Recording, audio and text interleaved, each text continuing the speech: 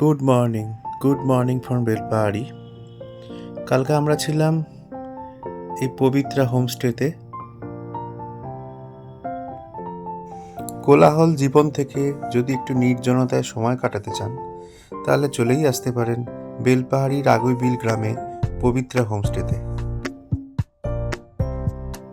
সোজা যে ঘরটা দেখতে পাচ্ছেন একতলা, ওটা মাটির বাড়ি, মাড হাউস, ওটাও বুক করতে পারেন।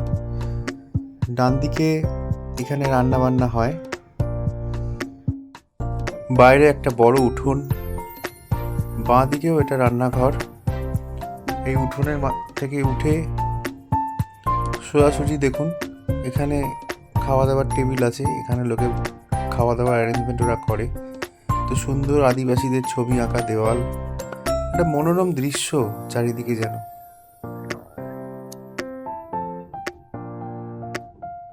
হোমস্টের মেন এন্ট্রান্স এটা। এই বাঁ দিকে দেখছেন সব রুম, এই রুম আপনি বুক করতে পারেন। রুমগুলো বেশ ভালো, আমার তো খুব ভালোই লেগেছে। হ্যাঁ, তো আপনারা এই ঘরটা আমরা ছিলাম, এই ঘরের ভেতরের রুমটা আপনাকে আমি দেখাবো। এই ঘরটা এসি নন এসি দুভাবেই বুক করা যায়। ঘরে এসি আছে, গরমকালে যদি আসতে চান তো আপনি এসি পাবেন। নো ডাউট ঘরটা খুবই সুন্দর এবং বড় আছে।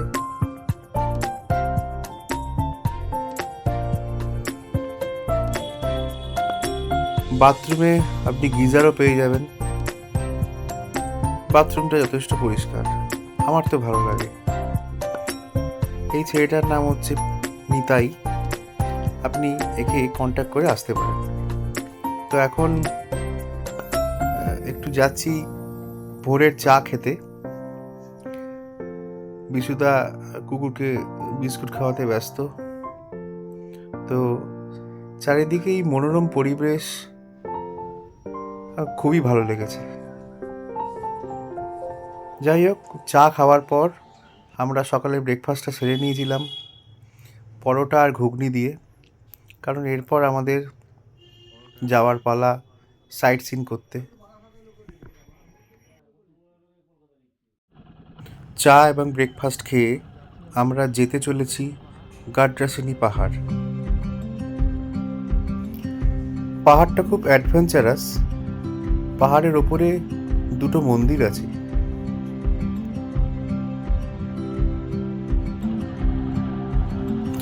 পাহাড়ের বেসে আমরা চলে এসেছি।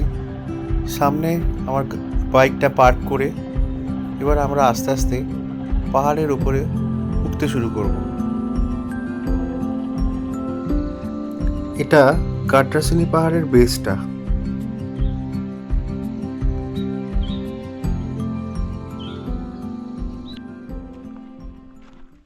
পাহাড়ের চড়াই এখান থেকে শুরু হলো।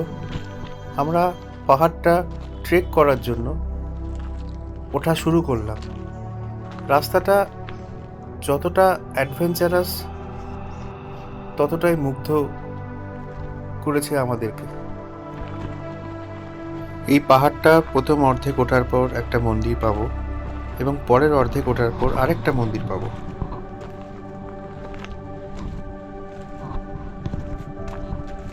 প্রথম মন্দিরটা বাবা বাসুদেবের মন্দির, আর পরের মন্দিরটা হলো শিব মন্দির।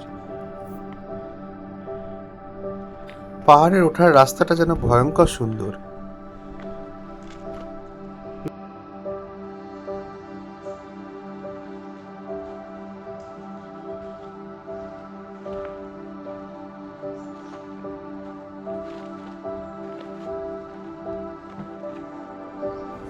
অর্ধেক ওঠার পর আমরা প্রথম মন্দিরটা পেলাম, যেটা বাবা বাসুদেবের মন্দির।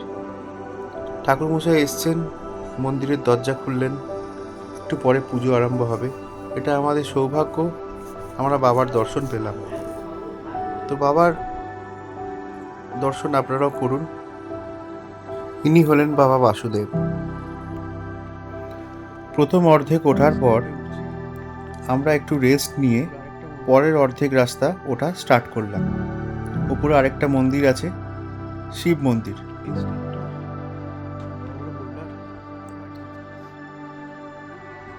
প্রথম যে অর্ধেক আমরা উঠেছিলাম সেইখানে খাড়াইটা অনেক স্টিপ ছিল, বাট এখানে খাড়াইটা এতটা স্টিপ নয়, কিন্তু এখানে বোল্ডার অনেকটা বেশি এবং আরও অ্যাডভেঞ্চারাস। আমার ঠিক পেছনের দিকের ভিউটা দেখে তোমরা বুঝতেই পারছো আমি অনেকটা ওপরে উঠে পড়েছি।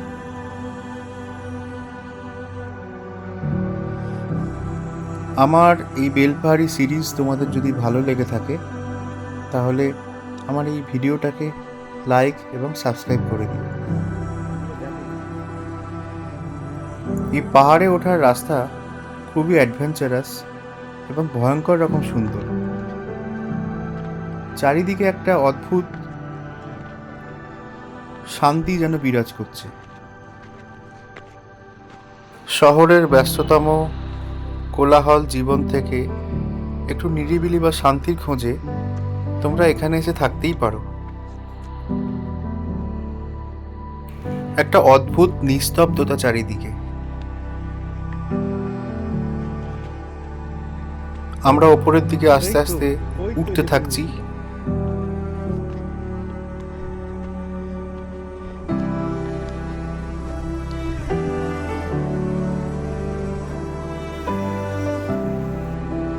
আমরা গাড্রাসিনী পাহাড়ের চূড়ায় প্রায় চলেই এসেছি, শিব মন্দিরের কাছাকাছি।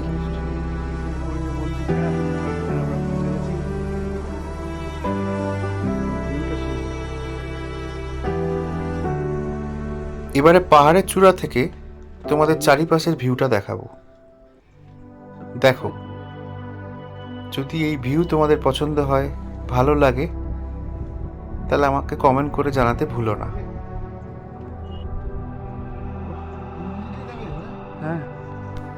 শিব মন্দিরে পুজোর জন্য ঠাকুর মশাই এসছেন, একটু পরে হয়তো পুজো আরম্ভ হবে।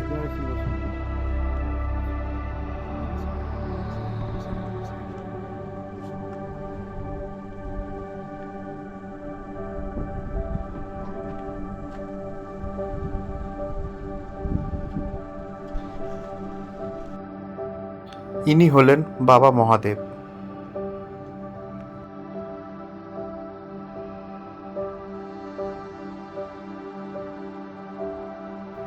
রইল আমাদের কিছু ছবি।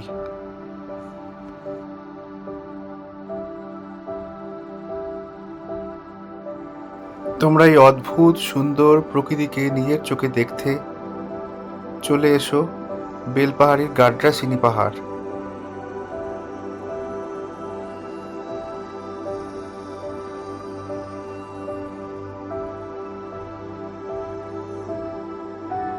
পাহাড়ের ওপর একটা গুহা আছে, এটা সেই গুহা।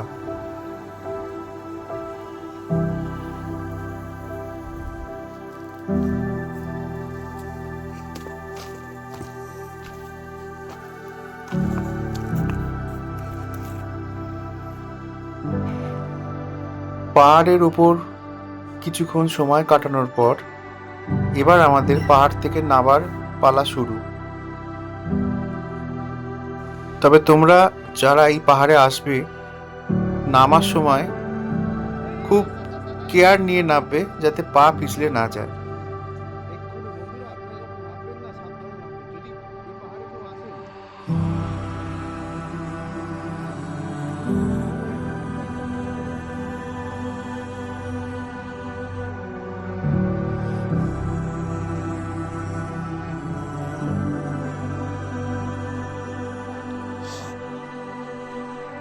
প্রথম মন্দিরটার কাছে চলে এলাম, যেটা বাবা বাসুদেবের মন্দির।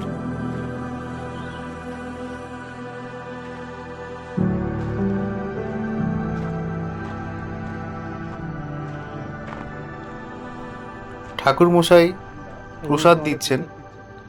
যাই হোক, এটা আমাদের পরম সৌভাগ্য। ঠাকুরের প্রসাদ কজনই বা পায়।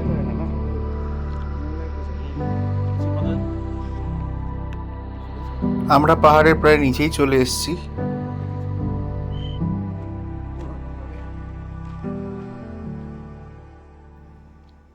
আমাদের পরের ডেস্টিনেশন ঘাগড়া ওয়াটারফলস।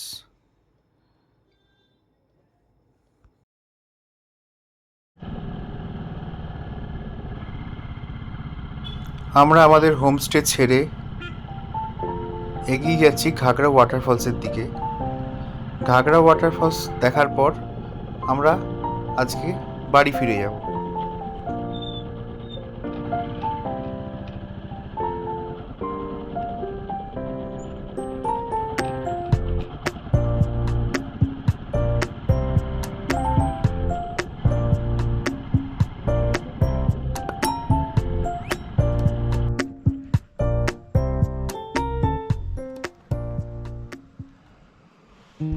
আমরা এখন আছি ঘাগড়া ওয়াটারফলসে। চারিদিকে যেন অদ্ভুত নিস্তব্ধতা, শুধুমাত্র জলপ্রবাহের শব্দ ভেসে আসছে।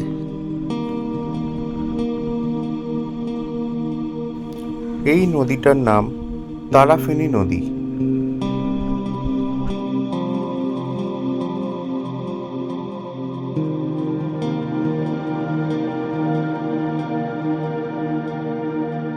এই ঘাগড়া জলপ্রপাতের সৌন্দর্য তোমাদের কেমন লাগছে আমাকে জানিও।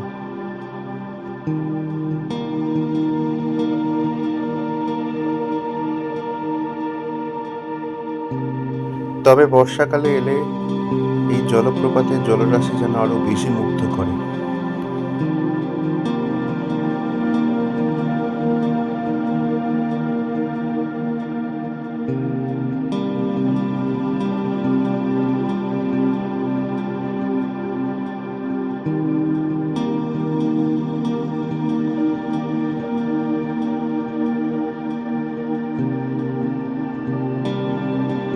রইল কিছু ছবি।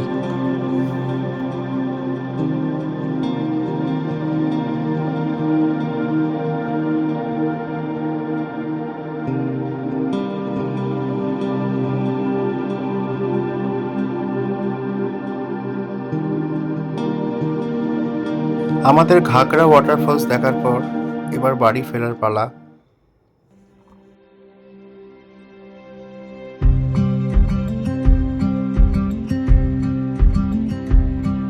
এটা বেলপাহাড়ি ইন্দিরা চক। এই ইন্দিরা চকের 3 মাথা মোড় থেকে ডান দিকে গেলেই একটা ভালো রেস্টুরেন্ট আছে, কাঁচা লঙ্কা রেস্টুরেন্ট। তোমরা যারা বেলপাহাড়িতে আসবে একবার এই রেস্টুরেন্টে খেয়ে দেখবে। আমরা বেলপাহাড়ি আসার সময় লোদাসুলি জঙ্গল হয়ে ঝাড়গ্রাম পেরিয়ে আমরা বেলপাহাড়ি এসেছিলাম, কিন্তু আমরা ফেরার সময় ঝাড়গ্রামের একটু আগে দহিজুড়ি থেকে বাঁ দিকে একটা রাস্তা নিয়ে নেবো, যেটা মেদিনীপুর টাউন হয়ে NH-16 ধরাচ্ছে। এই দহিজুড়ি থেকে আমরা বাঁ দিক নিয়ে নেব আর ডান দিকে সোজা চলে যাচ্ছে ঝাড়গ্রামের। এই রাস্তার প্রথম 10 কিলোমিটার খুব একটা ভালো না, কিন্তু 10 কিলোমিটারের পর রাস্তাটা খুবই ভালো।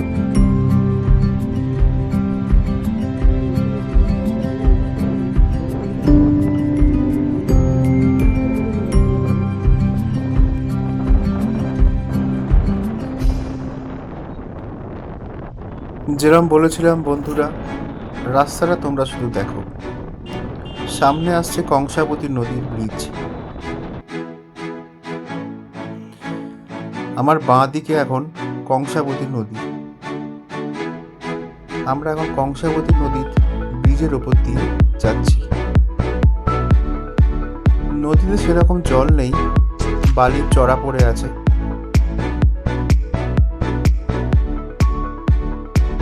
এর কিছুক্ষণ পর আমরা মেদিনীপুর টাউন ক্রস করব, করে রাস্তাটা NH-16 কানেক্ট করছে।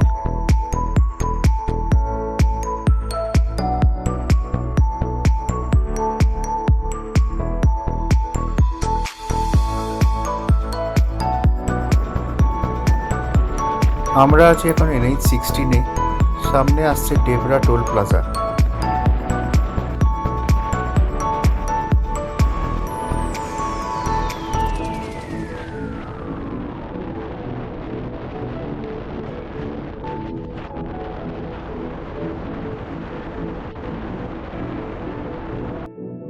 ডেবরা টোল প্লাজা পেরিয়ে আমরা এগিয়ে যাচ্ছি কোলাঘাটের দিকে।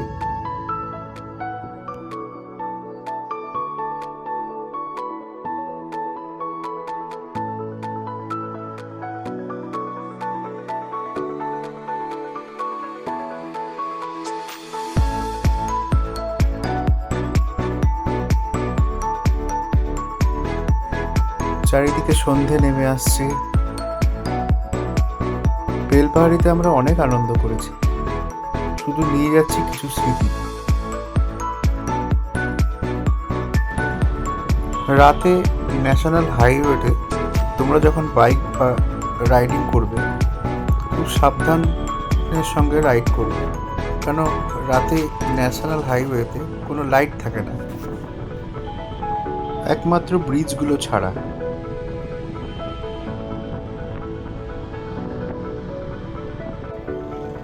উলুবেড়িয়ার কাছে আমরা দাঁড়িয়ে একটা টি ব্রেক নিয়েছিলাম, আবার গাড়ি স্টার্ট করে দিলাম।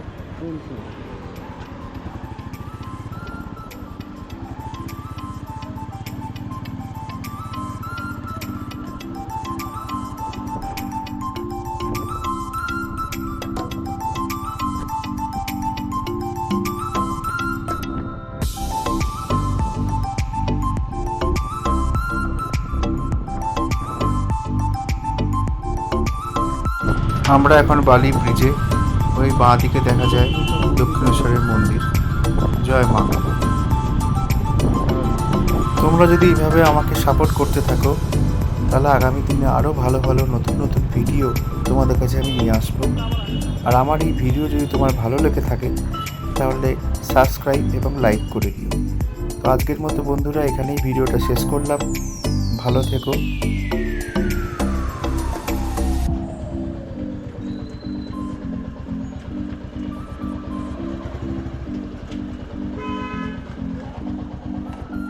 ওম সাই রাম।